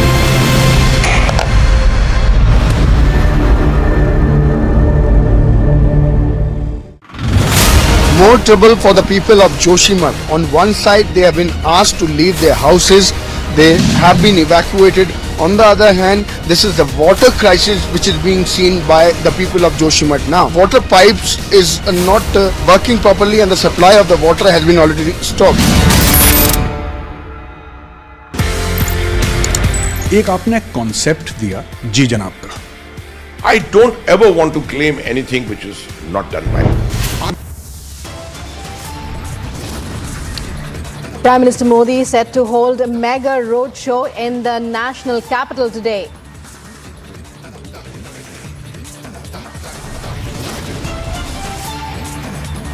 BJP's two-day national executive meeting to be held today. BJP top brass to attend.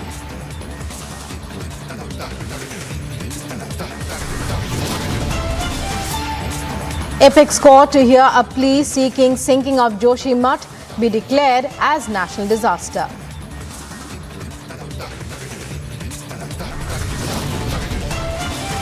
As worst ever crisis hits Pakistan, Pakistan Prime Minister admits he is embarrassed to beg for loans.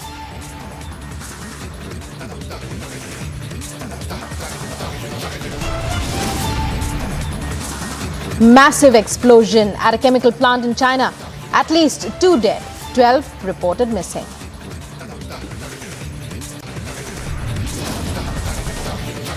Rescue operations resume in Nepal's Pokhara. 68 deaths confirmed, fate of 4 unknown.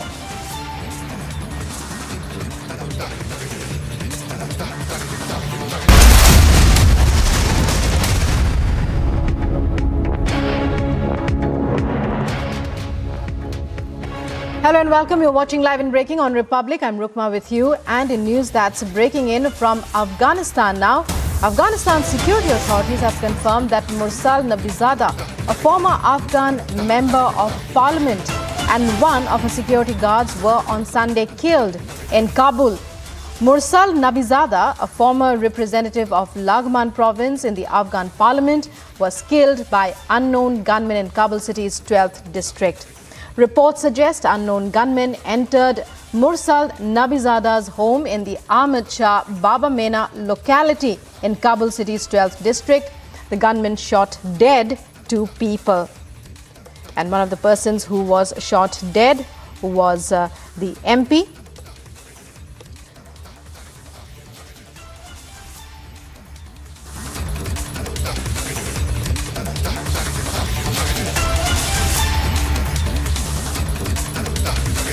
So now confirmation coming in from Afghanistan security authorities of the death of Mursal Nabizada.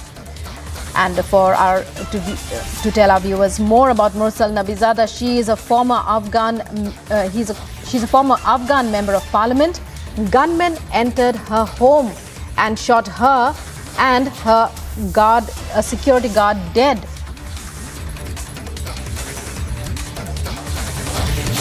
And this happened on Sunday in Kabul. And I go across now to my colleague Samiksha, joining us from the Mumbai newsroom to take us through more updates on this, more details on this. Samiksha, for our viewers, take us through this breaking update coming in. Now, it's been confirmed that this Afghan MP was shot dead by gunmen in an ambush, can we say.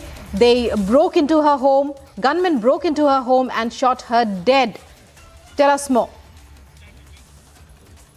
Well, that's right, Rukma. So, a former Afghan member of parliament who's been identified as Mursal Nabizada and one of her security guards as well were killed on Sunday in Kabul. Now, we do not yet know who is behind this particular incident, but important to note here the kind of incidents that have been happening in Afghanistan, where there is an attempt to suppress the voices of women, be it in terms of, the latest diktats that have come in from the Taliban leaders, not allowing women to work at non-governmental organizations and even barring women from pursuing higher education in Afghanistan.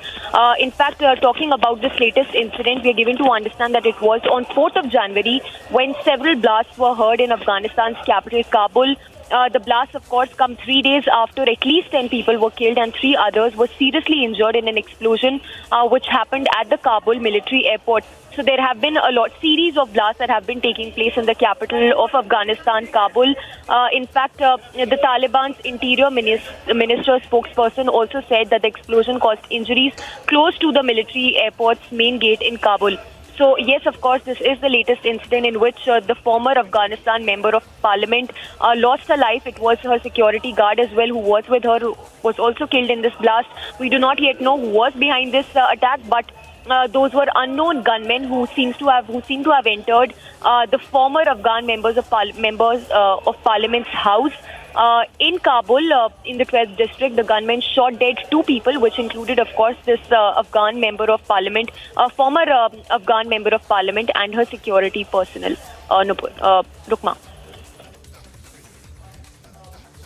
So while, Samiksha, as of now, it could be either a case of a crackdown on women in the public eye, on women in positions of power, it could also be a terror attack. But what are authorities saying about the kind of investigations? Because we hear that even as we speak now, there's no reaction from the family of Nabizada as such, even though her brother too was injured. We hear Samiksha in this particular incident. Rukma, for now, there is a statement that has come in from the spokesperson of the Kabul Security Department, who's made it very clear that those responsible have not been identified yet, and the reason also behind this killing remains unclear. So neither have those miscreants been identified, nor do we know the reason behind killing. But just to take our viewers through what we know so far, this incident happened.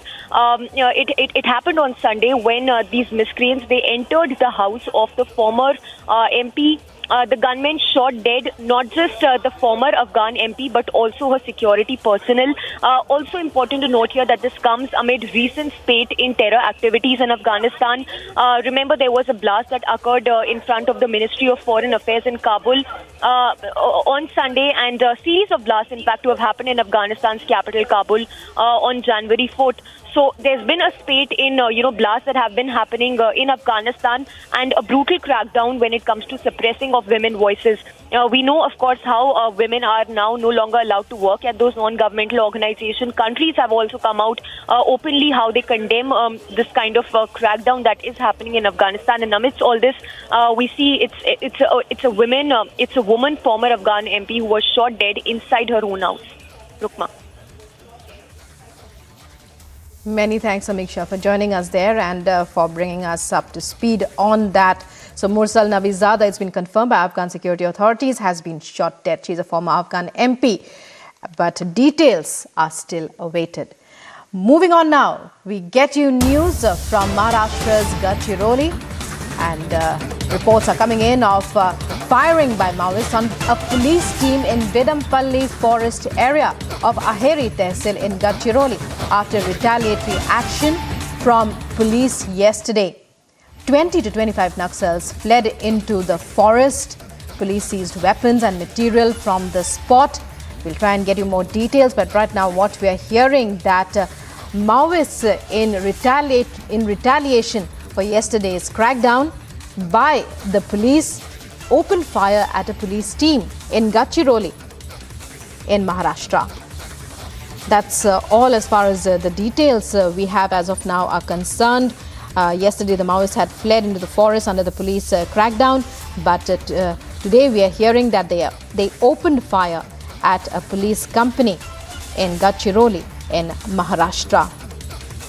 Piyush Ori to take us through this breaking update. Piyush Ori, Maoists, we believe it's another encounter between Maoists. What are you hearing as far as any casualties are concerned, and is the operation still underway? This is an incident from Gadchiroli in Maharashtra. Yesterday there was police action against Maoists. Today, in retaliatory fire, Maoists shot at a police team in the village of Vedampalli in Gadchiroli in Maharashtra. Yesterday, under the impact of police action, a number of Maoists had fled into the forest. And joining us now is Piyush Ori to tell us what details he has. Piyush Ori, what can you tell us about this latest incident of Maoists firing on a police team? We believe it's retaliatory fire. What are the latest updates as far as casualties and so on are concerned? So yes, this is a very serious incident that has occurred in Maharashtra's district of Gadchiroli, which for long has been a base for Maoist and Naxal, but because of the effort of CRPF and Maharashtra police, the number of Naxals in this area is slowly reducing. In one of the retaliatory action that was taken by the Maharashtra police, as was we've been told, there was firing of gunshots by the Maoists also. Now, what we have been told is that we do not know about the casualties as such.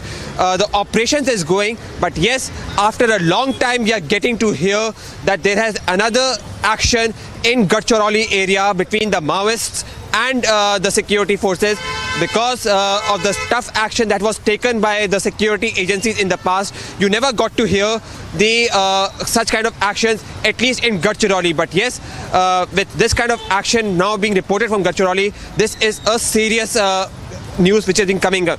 As of now, we have not been told about the casualties, but yes, perhaps there can be some casualties that may be reported. It's only going to be in the coming few minutes or hours that we are going to definitely know about what action and what casualties have taken place. Back to the studio. Right. And these are visuals, viewers, that we're getting you. Police, as you can see, marching in that area. For the past few weeks now, Piyush, we've been hearing about police action in that area. But the success that the police has achieved has been, just 1 week back, we heard about a woman Naxal being killed. Then that has been the basic success as far as. But yesterday's operation had yielded a lot of results because the police were able to seize weapons and material from the spot. Clearly, inroads are being made by security forces into this hotbed of Naxal activity.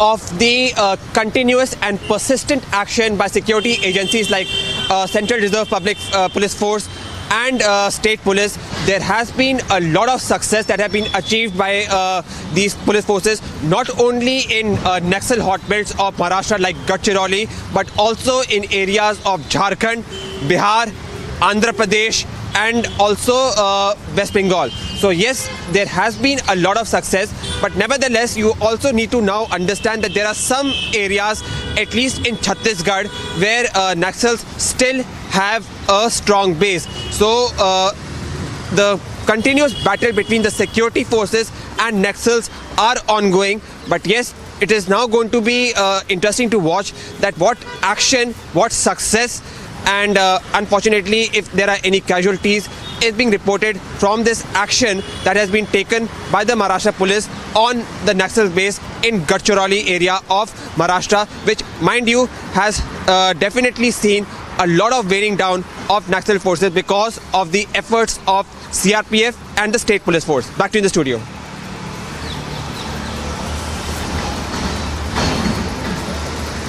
And let's get you more voices now on this particular incident as security forces have another success in Gadchiroli, a hotbed of Naxal activity so far. Joining me now is the DCP Nilotpal. Nilotpal ji, many thanks for speaking with Republic. Tell us more about this incident. We believe security forces yesterday had a lot of success as far as their operation was concerned. But today, the Maoists came back and fired once again at them. No, actually, this is not true. Yesterday, we had a credible hint that there is a congregation of 20 to 25 Naxals of Perimali Palam in and around Vedampalli forest under Perimali police station jurisdiction. Immediately, an operation was launched in which C60 parties were sent for combing the area. And during the combing when the combing operation was going on, our parties were fired upon by the group of Naxals. And our parties fought bravely and they retaliated with a heavy fire on them. In this exchange of fire, there has not been any casualty from our end. And there has not been even single injury to our commandos. And in that case, the Naxals managed to flee, seeing the heavy fire from our end. But we were able to recover one Bharmar, one pistol, and so many Naxal literatures which were part of the Naxal Dalam. And further operation in that area is going on. Today, there has not been any firing related to that incident. Well, many thanks. So no firing. Many thanks, Nilotpal ji, for joining us. Nilotpal, DCP of Gadchiroli, speaking with Republic there. As he's confirmed, there was no firing today. The incident relates to the combing operation and the operation by police that took place in the Verampalli forest yesterday. Let's move on now to other top stories that we're tracking.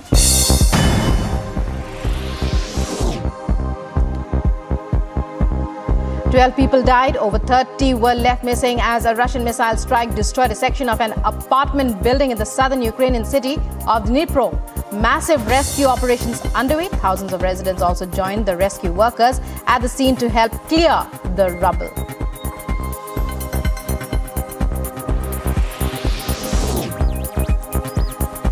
Meanwhile, Ukrainian President Volodymyr Zelensky has said that he spoke to UK Prime Minister Rishi Sunak about some very important things regarding defense strategy of Ukraine in the backdrop of the ongoing Russian attacks.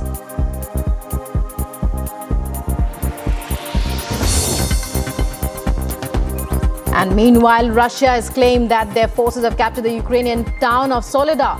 This comes a day after the Russian Defense Ministry acknowledged the act of Russian forces, claiming their act to be courageous and selfless action to capture Soledar.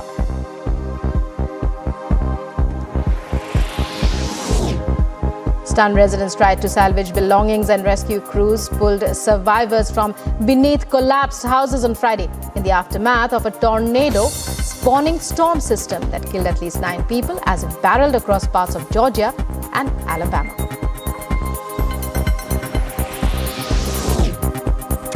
Anderson Torres, ex-President Jair Bolsonaro's former justice minister, detained by authorities on his arrival back in the Brazilian capital. The country's top court has called for a probe into his actions. The court has observed that Torres fired subordinates and left the country before the riots, an indication that he was deliberately laying the groundwork for the unrest.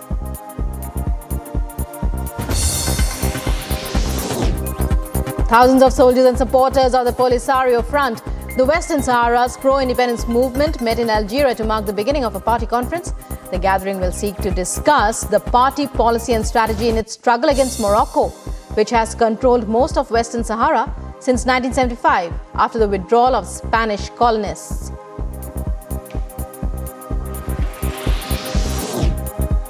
Thousands of protesters angry at Tunisia's economic crisis and the president's increasingly authoritarian drift marched to the capital on a call from opposition parties to mark 12 years since Tunisian protesters unleashed Arab Spring uprisings around the region.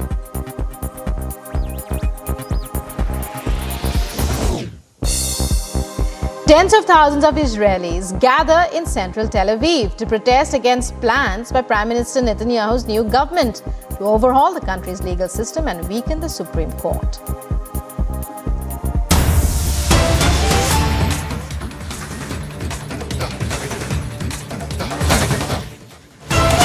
And joining us, breaking news coming in now, IT raids in Karnataka. But to know more details, we go across to my colleague who's joining me right now.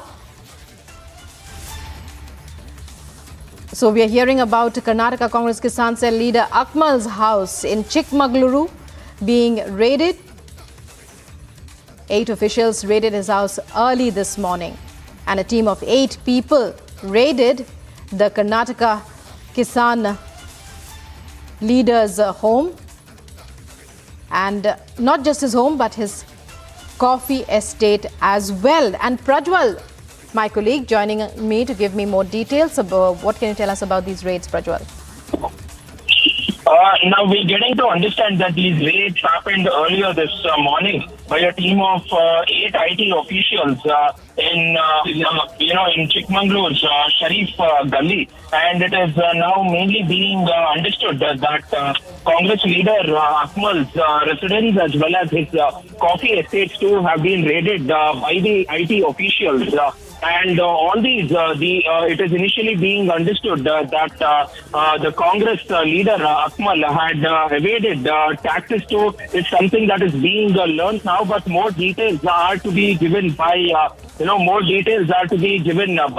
IT officials too. And now the IT officials are also going through the documents that has been. The officials are also going through the documents that has been seized from Akmal's residence now. And more of now, mainly when it comes to Akmal is also the IT cell. He's the leader of the IT wing of the Congress cell in Karnataka, and he's someone who's said to be very close to the leader of opposition in the assembly, Siddaramaiah, as well. But now the Congress are also going on and making statements that the central agencies are targeting the Congress leaders because of the upcoming elections in Karnataka, and this is something which is very wrong as well. And even as we are speaking, more details are to emerge about these IT raids which are happening currently in Chikmagaluru district.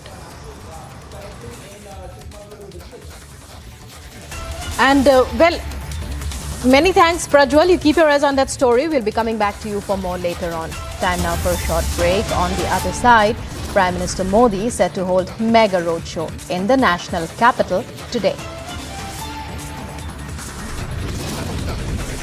Also coming up, massive explosion at a chemical plant in China, at least 2 dead, 12 reported missing.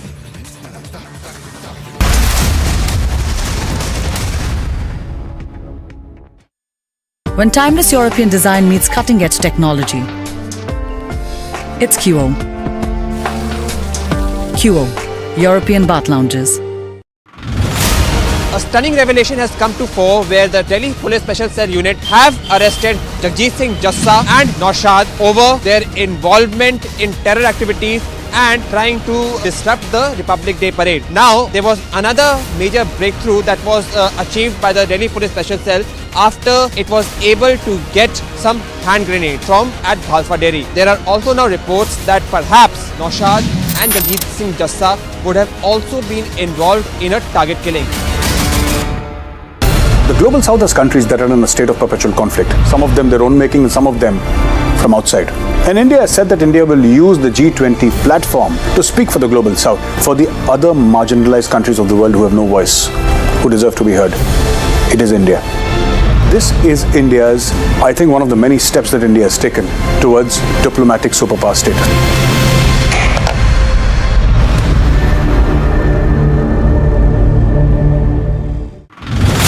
More trouble for the people of Joshimath. On one side, they have been asked to leave their houses. They have been evacuated. On the other hand, this is the water crisis which is being seen by the people of Joshimath now. Water pipes is not working properly and the supply of the water has been already stopped. एक आपने concept दिया जी जनाब का. I don't ever want to claim anything which is not done by me. I only cast my mind back to what General Patinkar and General Nirbhay Sharma had done. What I did was that I took the Ji Janab. Ji Janab was not about saying Ji Janab to everyone. It was just a symbol, a name given to an operation to say, understand the Kashmiri environment, understand the culture, understand the sensitivities.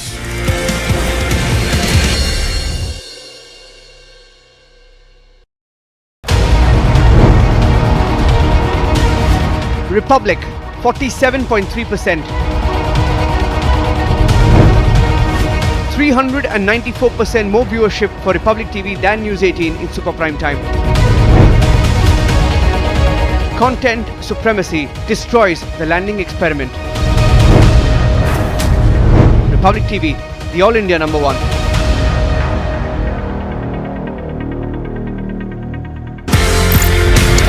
ये कहानी 1947 में जाती है sir. एक नया मुल्क बनता है पाकिस्तान. जो ऑफिसर्स हैं इंडियन आर्मी में, उनको ये बोला जाता है कि आप चूज करें आप कहां पे जाना चाहते हैं. मेरे पिताजी जनरल सैयद मेहदी हसनैन उस वक्त कैप्टन जब आर्मी के अंदर आए थे, तो फर्स्ट गढ़वाल रहे.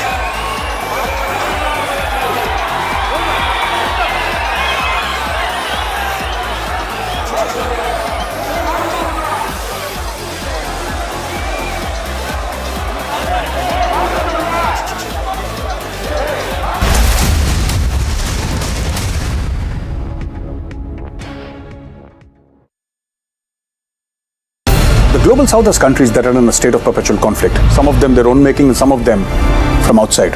And India has said that India will use the G20 platform to speak for the global south, for the other marginalized countries of the world who have no voice, who deserve to be heard. It is India. This is India's, I think, one of the many steps that India has taken towards diplomatic superpower status.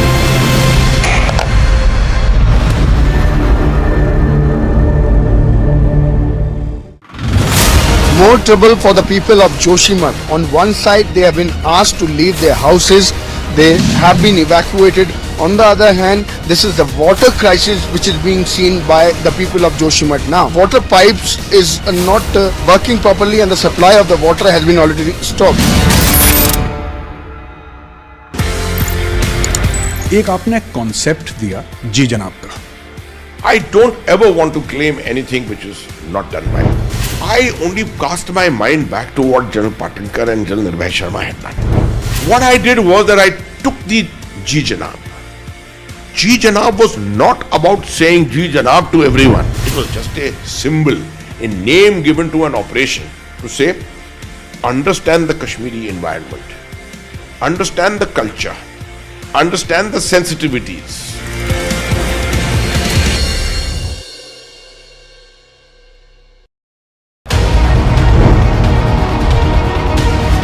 Republic, 47.3%. 394% more viewership for Republic TV than News 18 in super prime time. Content supremacy destroys the landing experiment. Republic TV, the All India number one.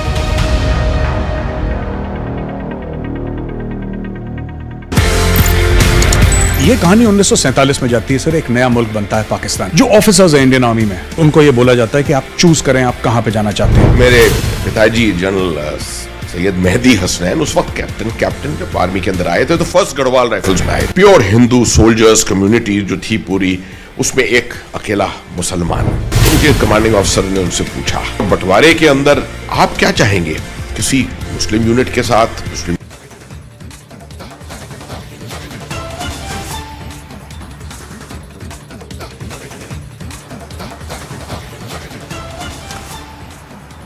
All right, so the first visuals coming in right now of Prime Minister interacting with the Agniveers.